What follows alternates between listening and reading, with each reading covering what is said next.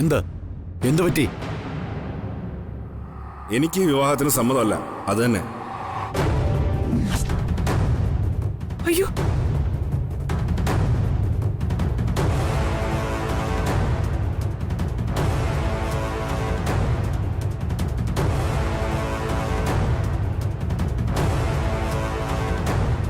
വിവാഹത്തിന് സമ്മതമല്ലെന്നോ? എന്താ താൻ ഞങ്ങളെ നാണം കെടുത്തുവാണോ? ഇവളുടെ കഴുത്തിൽ താലി കെട്ടി ആയുസെത്താതെ മരിക്കാൻ ഞാൻ തയ്യാറല്ല.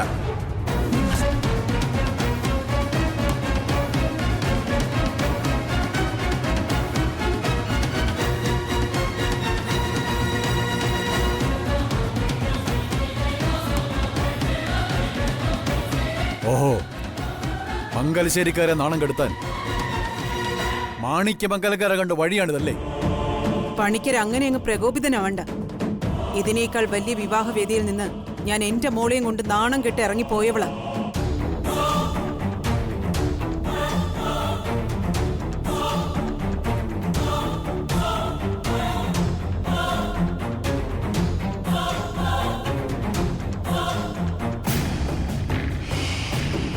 അത് നിങ്ങളുടെ വാക്കിന് ഉറപ്പില്ലാത്തതുകൊണ്ട് സംഭവിച്ചതാ.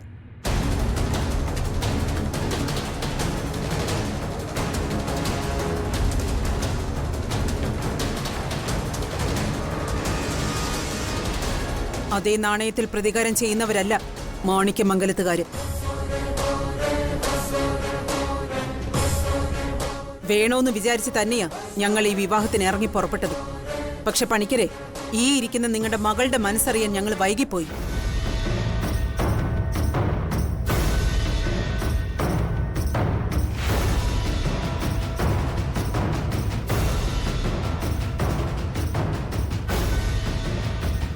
ഇവൾക്ക് വേണ്ടത് ഒരു ഭർത്താവിനെയോ കുടുംബജീവിതമോ അല്ല. എല്ലാം തന്റേതാക്കി മാറ്റാനാ ഇവൾ ഈ വിവാഹം കൊണ്ടുപോലും ലക്ഷ്യം വെക്കുന്നത്.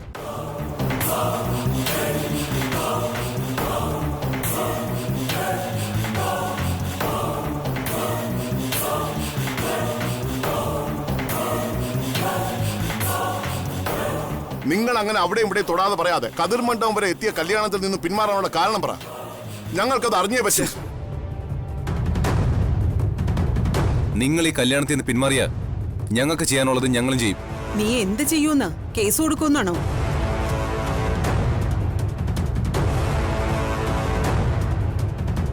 മോനെ സഞ്ജു, അതാദ്യം ചെയ്യേണ്ടിയിരുന്നതേ ഞാനല്ലേടാ.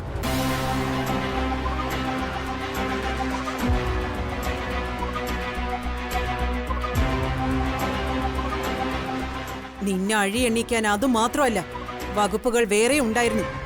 എന്നിട്ട് ഞാനും എന്റെ മോളും അടങ്ങിയത് നിന്നെ പേടിച്ചാണെന്നാണോ നീ കരുതിയത്? നിർത്ത്.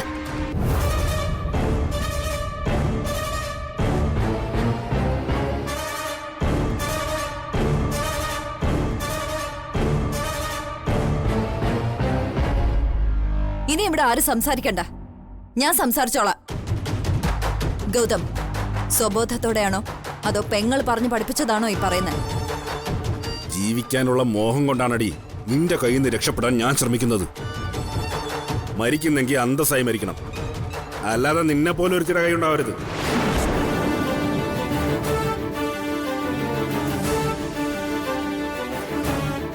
നീ എന്റെ കൂടെ ജീവിക്കാൻ തയ്യാറായത് മാണിക്യമംഗലം വിറ്റ് കിട്ടുന്ന പണം മോഹിച്ചല്ലടി. അനാവശ്യം പറയരുത്.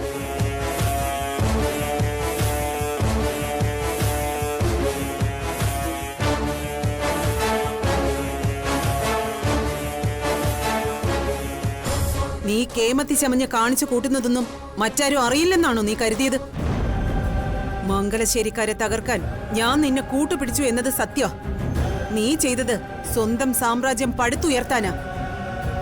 അതിനു വേണ്ടി നിനക്ക് ഗുണമുള്ളവരെ നീ തരാതരം പോലെ നിന്റെ വലയിലാക്കും. എന്റെ ഏട്ടനും അതിൽ വന്ന് പെട്ടു.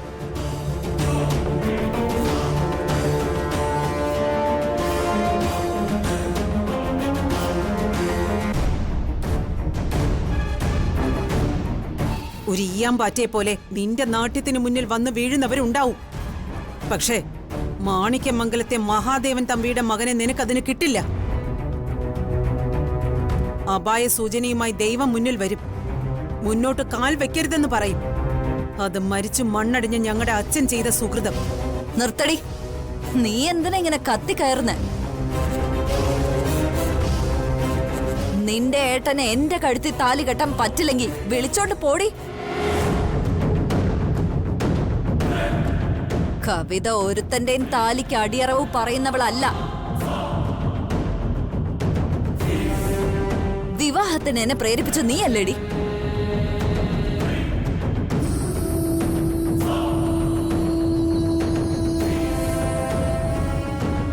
അച്ഛാ, എനിക്ക് ഈ വിവാഹത്തിന് സമ്മതമല്ല.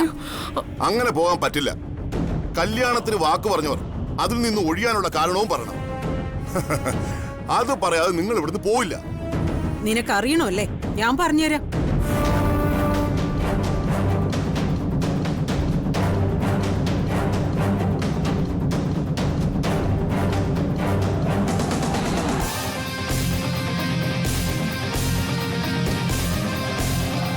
ദേ കണ്ടോ,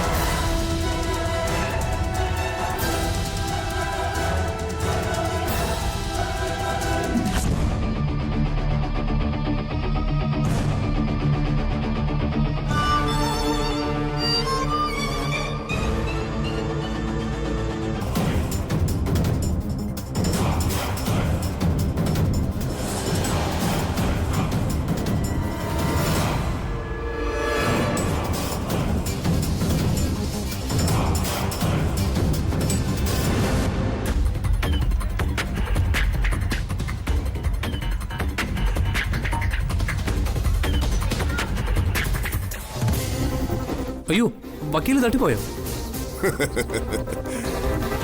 ശരിക്കും നല്ല ഇടികിട്ടി എന്റെ മയക്കോ. നോക്കട്ടെ. വക്കീലേ, വക്കീലേ, ദേ കണ്ണൂർക്ക്. അങ്ങനെ ഒന്നും വിളിച്ചാ ഉണരില്ല. ഉറക്കം നടിക്കുക. അത്രയ്ക്ക് കള്ളത്തരമാ കൃഷ്ണമൂർത്തി വക്കീലിന്റെ കയ്യിലുള്ളത്.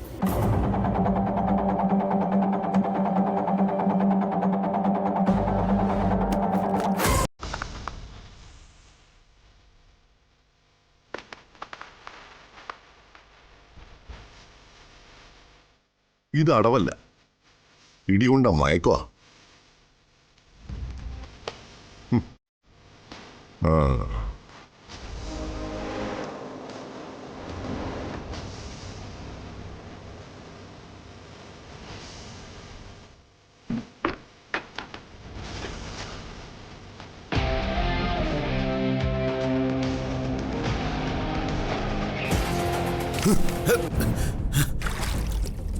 അയ്യോ, ഓണര് വക്കീലേ, അല്ലെങ്കിലേ ബക്കറ്റിലെ മുഴുവൻ വെള്ളം നിന്റെ തലയിൽ കൂടെ ഞാനങ്ങ് ഒഴിക്കും.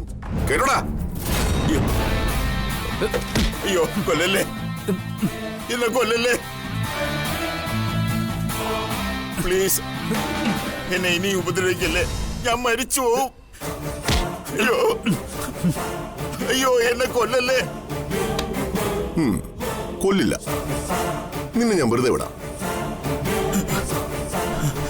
പക്ഷേ സത്യം പറയണം, സത്യം മാത്രം പറയണം. എന്താ നിങ്ങൾക്ക് അറിയണ്ടേ? ഞാൻ സത്യം പറയാം. കവിത ഗൗതമിന് വിവാഹം കഴിക്കാൻ തീരുമാനിച്ചത് എന്ത് ലക്ഷ്യം വെച്ചാ? അത് പറ വക്കീലേ, പറയണ വക്കീലേ, സത്യം പറ വക്കീലേ. എനിക്ക് അതിനെ പറ്റി അറിയില്ല. കിച്ചാ, പറയണോ പറയണോ അയ്യോ അയ്യോ എന്നെ ഒന്നും ചെയ്യല്ലേ. അയ്യോ, പറയണ്ട പറഞ്ഞു എന്നെ കൊല്ലല്ലേ, എന്നെ ഒന്നും ചെയ്യല്ലേ. സത്യം പറ വക്കീലേ, എന്ത് ലക്ഷ്യം സാധിക്കാനാ കവിത ഗൗതമായിട്ടുള്ള വിവാഹത്തിന് സമ്മതിച്ചത്? അത് പറയടാ. കവിത എനിക്ക് പരിചയമുണ്ടെന്നുള്ളത് ശരിയാ. ഇത്തരം കാര്യങ്ങൾ ഞങ്ങൾ ഡിസ്കസ് ചെയ്യാറില്ല.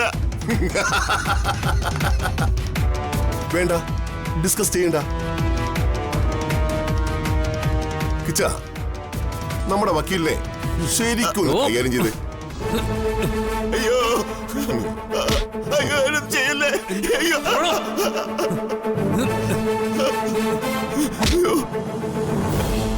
അയ്യോ അയ്യോ എന്നെ കൊല്ലല്ലേ, എന്നെ കൊല്ലല്ലേ. അയ്യോ അയ്യോ അയ്യോ അയ്യോ എന്നെ കൊല്ലല്ലേ. വേണ്ട വേണ്ട.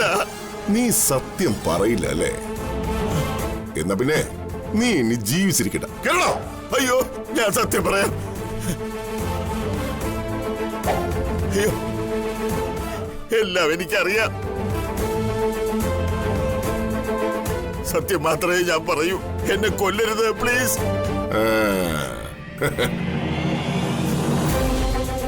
കിച്ചാ,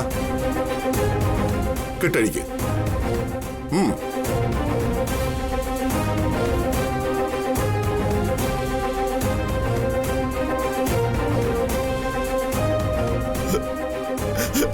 അയ്യോ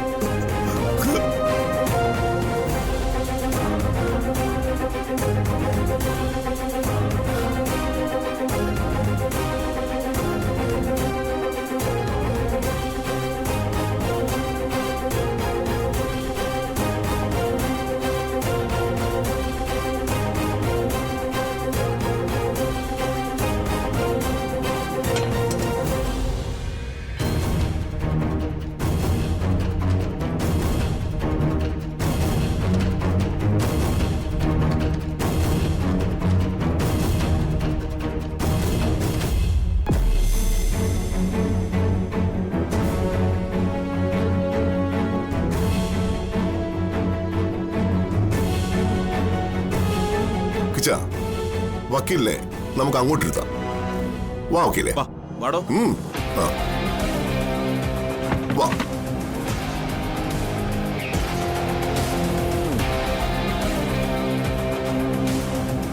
കിച്ച അവിടെയാണ്. ഇരിക്കു വക്കീലേ, വാ. പേടിക്കണ്ട, എല്ലാം നമുക്ക് ശരിയാക്കാം. ഓക്കെ കിച്ച, നിന്റെ മൊബൈലില് ഇതെല്ലാം ഒന്ന് ഷൂട്ട് ചെയ്ത്. ശരി. ആ ഓക്കെ അല്ലേ?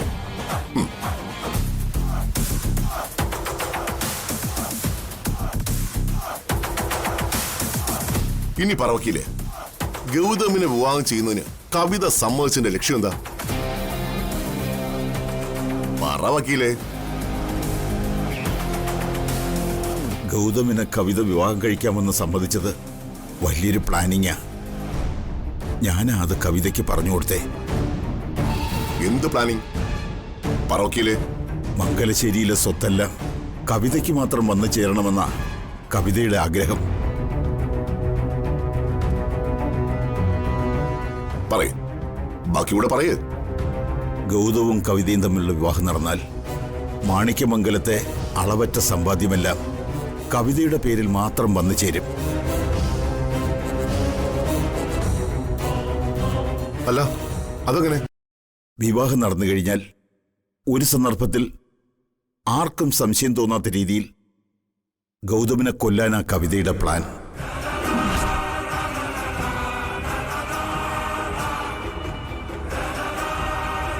എന്നിട്ട് അപ്പോ ഭർത്താവിന്റെ സ്വത്തിന്റെ അവകാശമെല്ലാം കവിതയ്ക്ക് മാത്രമാവുമല്ലോ. അതാ കവിതയുടെ ഐഡിയ.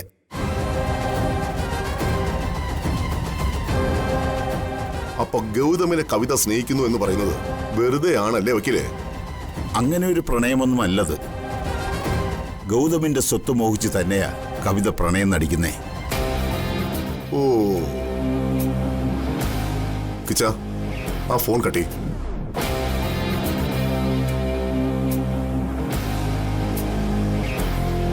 എല്ലാ സത്യങ്ങളും പറഞ്ഞില്ലേ? ഇനി എന്നെ പോകാൻ അനുവദിക്കണം. കിച്ച, ആ ഫോൺ ചെയ്താ. ഇനി എനിക്ക് ഒരു ജോലി കൂടി ബാക്കിയുണ്ട്. ഈ വീഡിയോ അത് മതി. കവിതയുടെ വിവാഹം അത് ഞാൻ റെഡിയാക്കി കൊടുക്കും.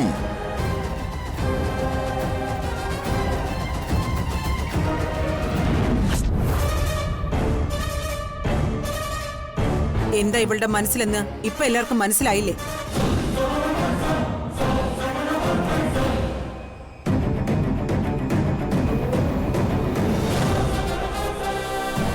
എന്റെ ഏട്ടനെ കൊണ്ട് ഇവൾക്ക് ബിസിനസ് സ്വന്തമാക്കണം.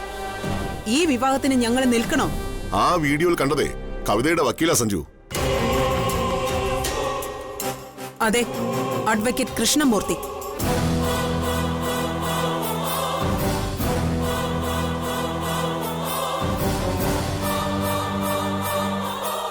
ഞങ്ങൾ അയാളെ വിളിച്ചിരുന്നു. കവിതയുടെ ചതിയിൽ ചെന്ന് പെടരുതെന്ന് അയാൾ ഞങ്ങളോട് പറഞ്ഞു.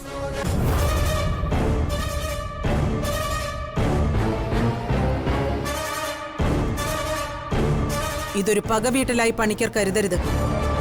നിങ്ങളുടെ മകൾ നിങ്ങൾ കരുതുന്നതിനേക്കാളും അപകടകാരിയാ.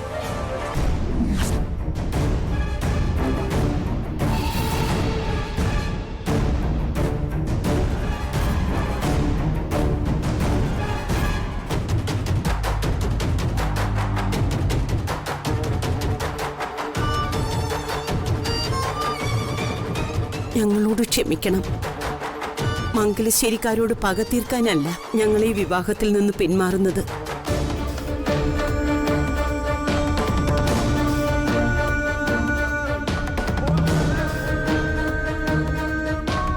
ഭൂമിയില് മരണത്തേക്കാൾ ഭയപ്പെടുത്തുന്ന മറ്റൊന്നുമില്ല. അന്ത്യകർമ്മം ചെയ്യാൻ എനിക്കൊരു മോൻ വേണം.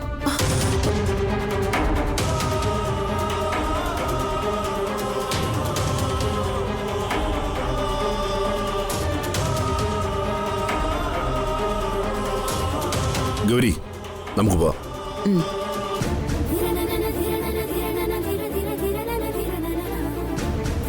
അമ്മേ വാ.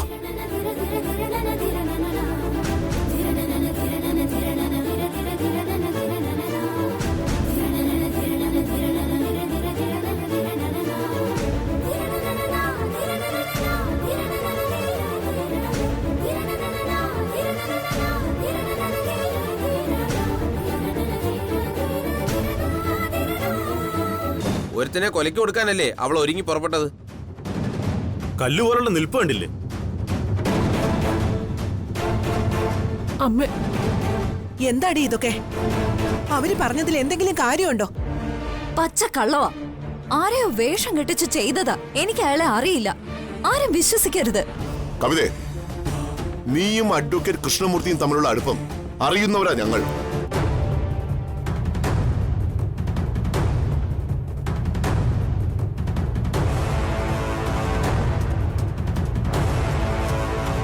ആരും ഒറ്റ കൊടുത്താലും കൃഷ്ണമൂർത്തി നിന്നെ ഒറ്റ കൊടുക്കില്ല.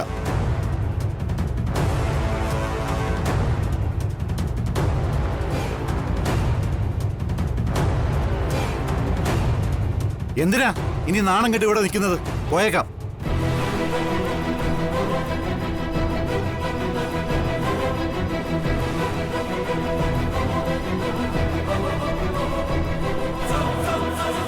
അമ്മേ,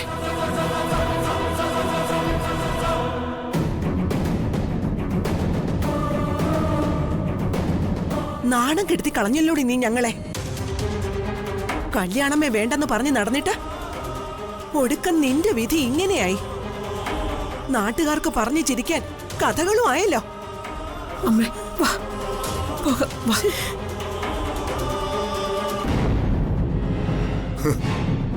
എല്ലാത്തിനും വീഡിയോ പിടിക്കാൻ നടന്ന നിനക്ക് ദൈവം ആ വഴിക്ക് തന്നെ പണി തന്നു.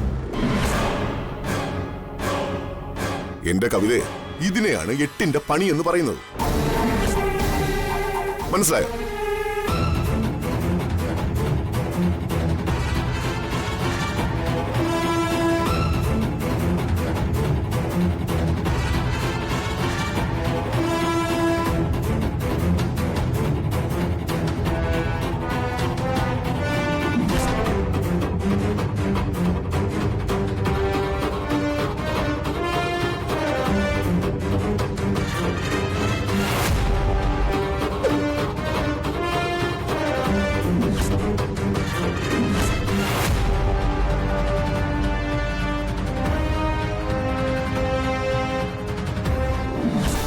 പാറ്റയെ പോലെ നിന്റെ നാട്യത്തിന് മുന്നിൽ വന്ന് വീഴുന്നവരുണ്ടാവും.